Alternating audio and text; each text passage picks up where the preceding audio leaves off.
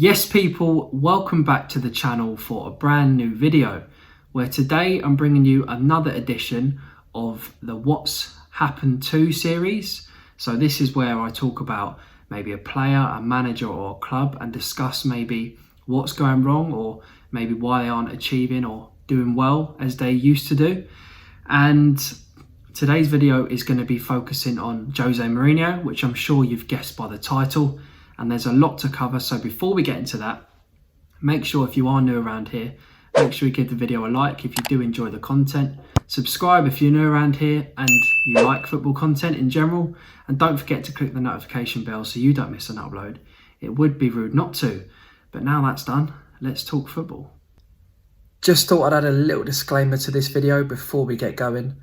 At the time of recording, Jose Mourinho was still the manager of Tottenham. He hadn't been sacked, so I'm still posting the video because other than talking of Jose being there, all my points still stand. I almost talk about how he's probably on his way out anyway. So yeah, just thought I'd put this in here as a little disclaimer. I'm not mental. I have got the news turned on and I know Jose's not there anymore, but I hope you enjoy the video and I'll catch you at the end. So what's happened to Jose Mourinho? Once upon a time, he was a new up-and-coming manager that brought with him some charisma and arrogance, and people either loved him or hated him. And he burst onto the European stage in the early 2000s, but it's not all been plain sailing for Jose. Mourinho started his managerial career back in the year 2000 at a little club called Benfica, but it was 2 years later when he moved to Porto that his genius really started to shine through. Dubbed one of football's greatest ever achievements, Jose's UEFA Champions League triumph with Porto in the early 2000s really did send shockwaves across Europe and further the world, to be honest. A lot of clubs started to notice and their ears were pricked up by this young Portuguese manager. And it was Chelsea who managed to secure Jose as their manager in 2004. Now, I think we all know what happened post-2004 after managing Chelsea and winning multiple Premier Leagues, FA Cups. He went on to manage Inter Milan, Real Madrid, Man United, and now he finds himself at Tottenham. So it's fair to say that the scattering of silverware that Jose's earned himself and the clubs he's managed in the last decade or so really does put him in the question of the best manager of all time. But does that same Jose Mourinho that people either loved or hated still exist? Now, I would argue it doesn't. I think he's lost that swagger in his interviews. He seems a lot more cold and reserved now. I think he still calls out individuals, but not in the same way he used to. I think he's very traditional in his methods and his approach.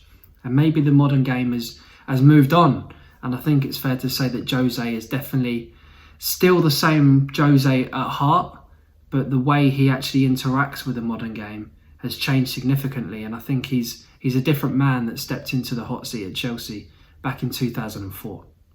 I think Jose's tactics are still almost identical to the ones he employed in his early managerial career with his triumphs with Porto, Chelsea and Inter Milan. However, I think that the key factor with Jose is he doesn't seem to have trusted his squad of players, maybe since his second spell at Chelsea, which was around 2016, I believe, when he left. Now, that's a long time, and he's been at two high-profile jobs since, obviously currently at Tottenham. And he's definitely had some talent at his disposal, but I really don't think that he's ever found that connection with the players. It's easy to look back and think of the sheer ability he had under him at Real Madrid and Chelsea, some of the best players to ever grace the game. But when it's maybe not going so well for him, the players and the squad he's got at his disposal is often a buyout, a get out, if you will, to kind of blame them, blame the external factors. And that's become a real problem for Jose, that when things have gone wrong, he's turned to point the finger and he never points the finger at himself. And that's by no means an explanation for his downfall as a coach or manager. I think he had plenty of talent at Man United, and he's definitely got some talent to pick from at Tottenham. Are they as strong as some of the other teams he's managed? No, definitely not. But he's won a Champions League with Porto.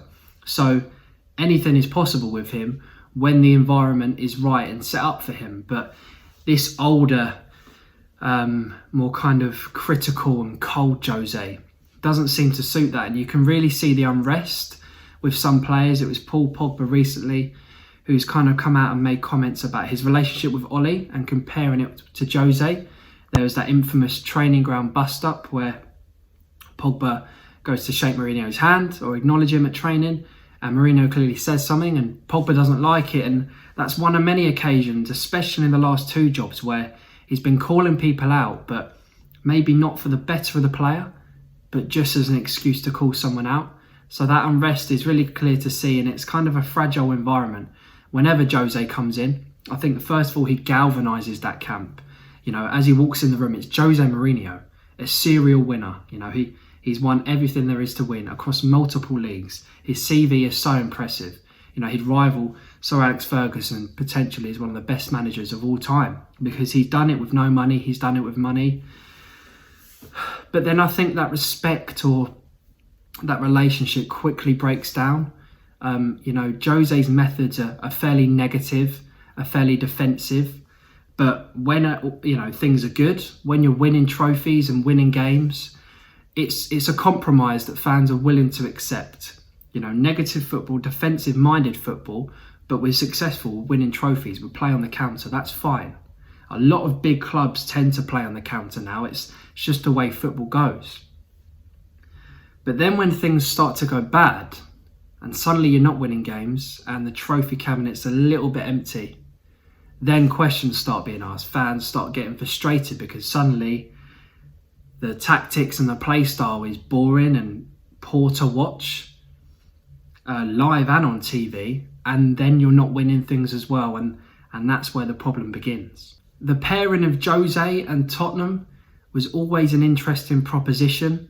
Like I've just mentioned, a serial winner, won everything there is to win as a player and a manager, paired with a club that is in a bit of turmoil. They haven't won a trophy for 13 years. They don't know what it's like to win. They bottle a lot of good Premier League runs and finals, and that team and that culture of the club has been like it for a long time now. I think Poch overachieved actually with what he had at Tottenham in terms of the players. They're not a bad squad. He didn't have a bad squad, Mourinho doesn't. But I think that partnership is an interesting one because fans were willing to accept that Mourinho was going to come in, play defensive, play on the back foot and try to nick things, use the quality of Kane and Son up front to try and win games, right? But when the play style is negative, like it is with Mourinho, and then he hasn't come in and won a trophy, then questions start to get asked. Now, they're in the League Cup final, which is in late April against Manchester City, which is going to be incredibly difficult. Man City were in red hot form. But if he wins that, is that a success for Tottenham? The last trophy they won was the League Cup against Chelsea. So is that a success? I think when you go 13 years without winning a trophy, you kind of take anything, I guess. And that's where Mourinho is kind of clever, because at United, things didn't end well, but he did win trophies. So it's interesting to see Spurs fans throughout the season. They're fed up of the play style, but then they've also got a chance to win a trophy. So it's a tricky one. Because ultimately, there's a pattern that emerges with Jose Mourinho and the jobs he takes. Usually it's a 2 to 3 year cycle, where in the first season, he kind of tries to get the players on board. Maybe he pinches a trophy.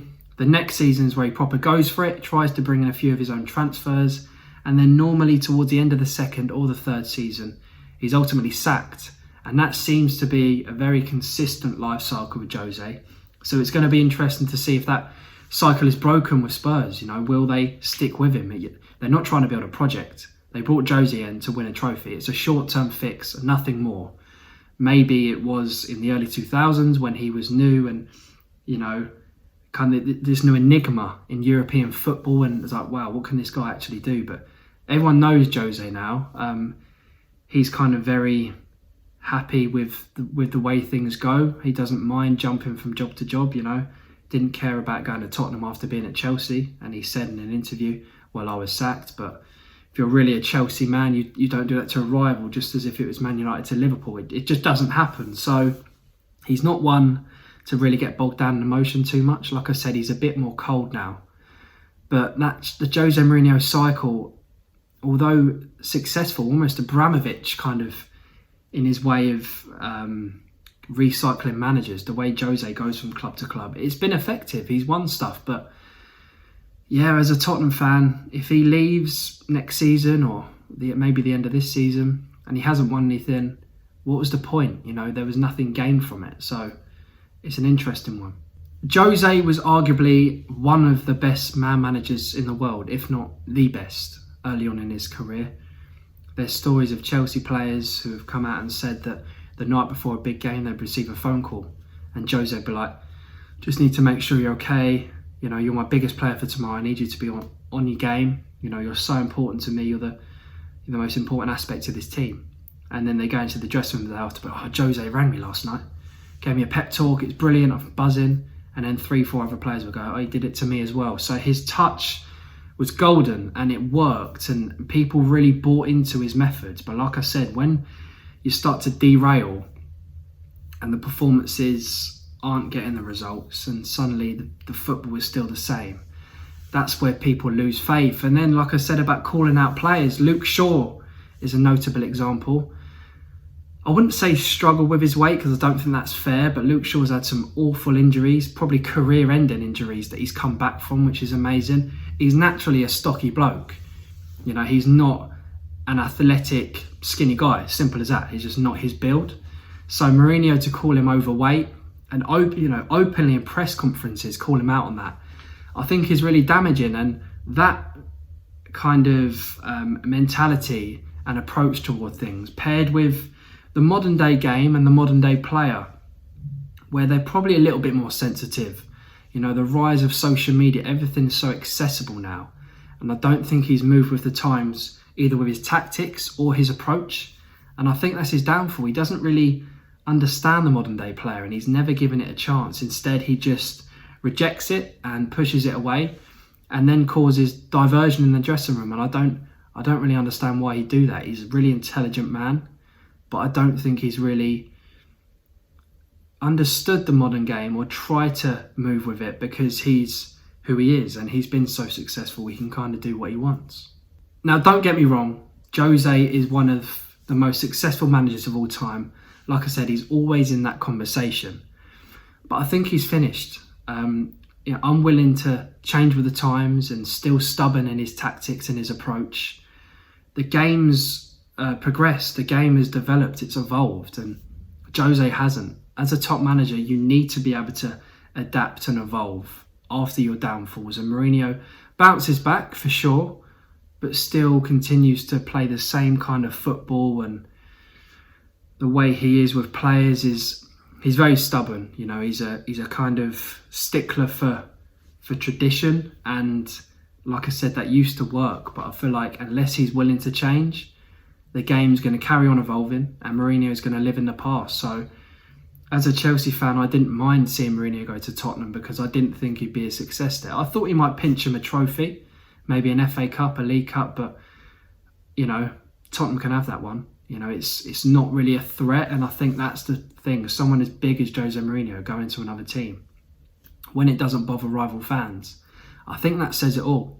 But let me know your thoughts in the comments. Is Mourinho finished? Will he win things at Spurs? Will he be successful at Spurs? What will be his next job? Will he carry on this kind of merry-go-round of clubs, you know, still searching for maybe the success he once had? I don't know. Let me know your thoughts in the comments. I do always appreciate reading what you guys put. Thank you very much for watching, and I will see you in the next one. Been crying so much to the Portuguese, trying to hold on to love, but it's frozen.